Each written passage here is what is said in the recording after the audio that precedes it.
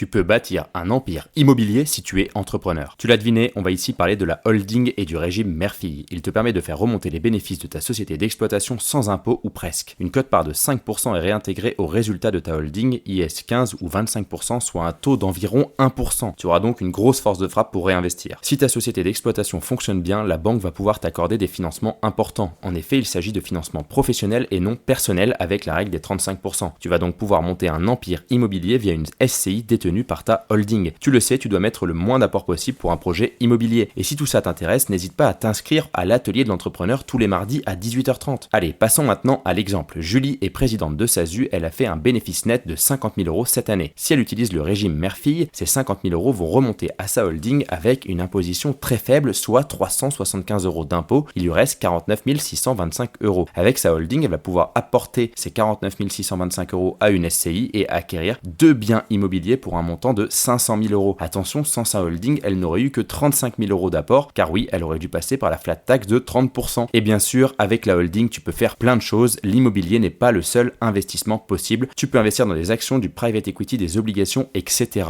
Et si tu souhaites en savoir plus, abonne-toi et va écouter notre chaîne L'Art de la gestion patrimoniale sur YouTube, Spotify ou Apple Podcast.